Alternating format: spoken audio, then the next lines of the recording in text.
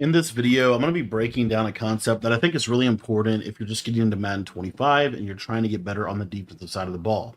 Now, we're going to be in the Jets playbook to do this, but you could pretty much do this out of any formation in the game. If you guys want to learn how I play the game defensively, you can get my full defensive ebooks in our school community, school.com/Cody Ballard. For just $10, you'll be able to get access to all of my Madden and college football 25 offensive and defensive ebooks.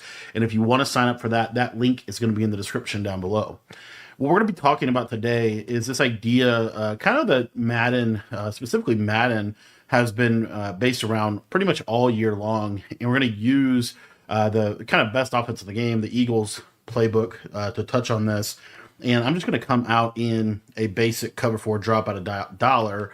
And I want you to just to kind of take a look at what's going on here. So if you take a look at this defense, you're going to see that my safeties are about 10-ish yards off the ball. I'm not base. Actually, let me make sure that that's fixed for you. I need to be base aligned, because if I'm not base aligned, then you're have a whole other slew of issues. So I'm going to be base aligned when we're talking about this, so you can kind of see what's happening. So you see here when I'm baseline, notice that my safeties are about 5 more yards off the ball. And if I just basically play this kind of coverage, what you're going to see happen is it's a pretty easy throw right in this little pocket again and again and again. That ball can be thrown on you a ton in this year's game.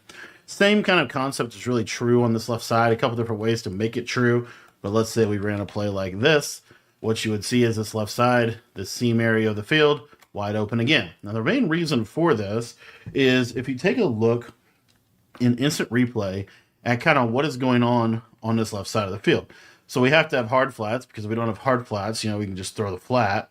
And so you have to take that away. And then the yellow zone is kind of underneath. But really the big issue of this is really right here.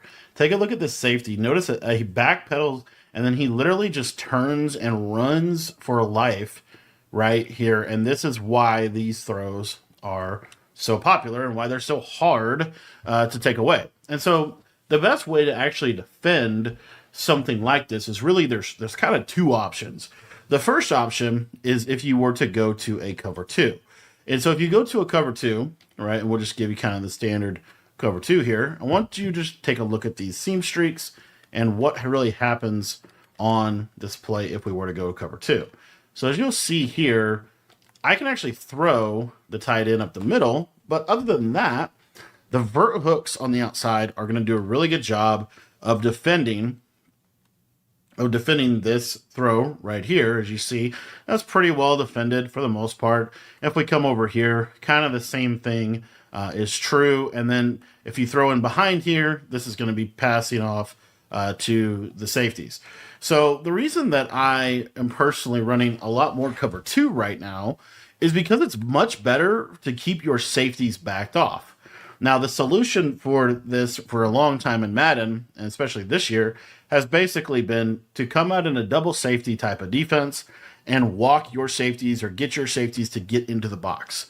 You're going to see here that if we do that, this is going to make these seam streak throws against cover 4 much less effective, but it doesn't actually solve the problem this year. In previous years, this has pretty much been the solve for these seam streak plays. And in this year's game, you can pretty much still throw them, because at the snap of the ball, those safeties instantly backpedal back into their spots, especially when they are in an inside quarter type of zone.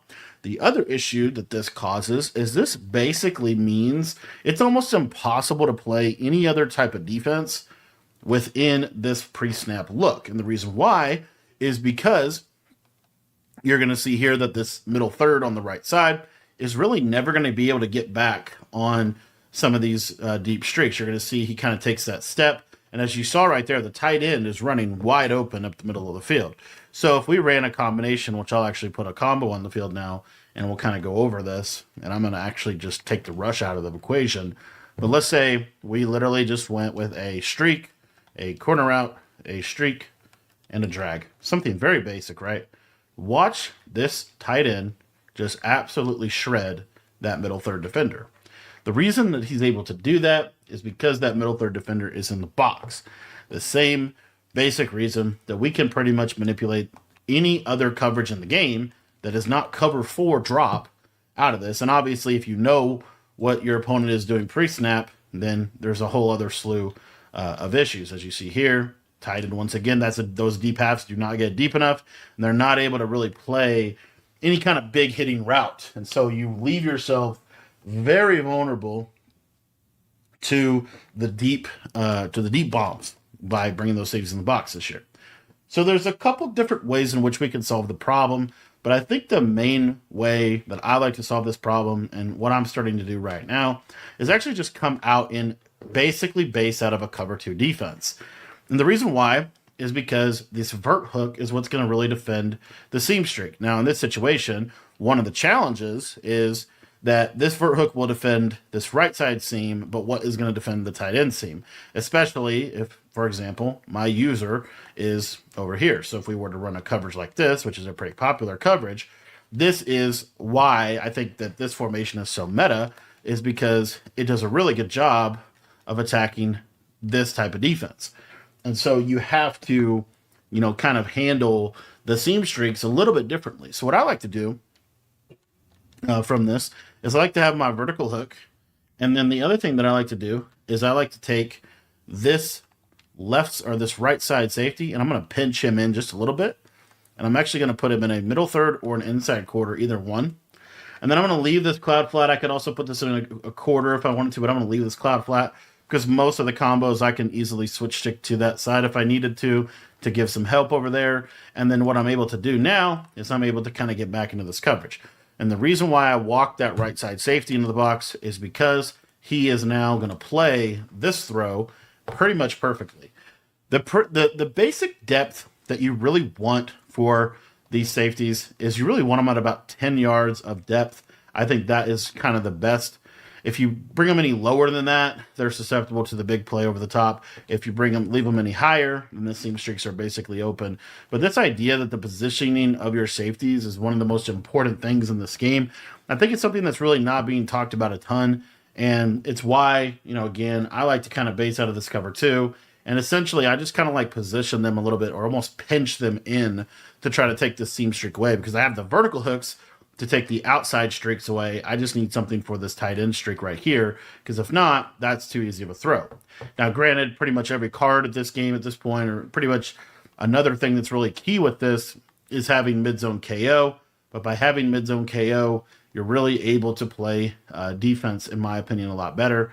Another thing we could do is we could also just use her over on this side, and we could run a defense like this, because we're able to kind of go between both of these routes if we wanted to. This is another little option that you have. It just kind of depends on how you want to use your things. But in general, the cure is not just coming out in double safety go anymore, because if you do that, it's kind of too easy to bomb you. But you also don't want to leave them too far backed off. And so that's where I started to even consider like show blitz look, different things like that. But in general, the problem with that is, as you see, those outside corners, there's really not a great reason to have the outside corners press up in this game, in my opinion. So you're kind of in this position, again, where you almost want like a 3 high look like this, and, kind of getting into more of a true basic cover 2 type of concept. So these are just some of the ways that you can stop these seam streaks. I think the seam streaks are very overpowered, but there is, some help with different ways in which you can defend them. And ultimately, you have to kind of, every formation's a little different. So if we were to, normal eye up close is a little different because, there's really two seam streak threats on the play.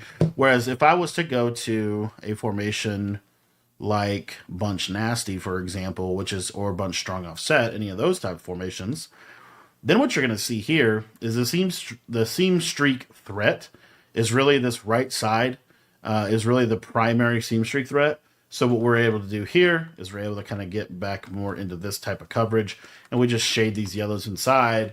And again, this is why I really like to pinch this guy in. I think pinching these safeties in is very helpful, but in general, you don't want to pinch them too far. That's like super important. So anyways, this is kind of what I like to do. And now you'll see, like if I try to throw this seam streak, you can't really throw it because I have that vertical hook there. So it makes formations like bunch, I think, less effective, and formations like normal Y off close a lot more effective.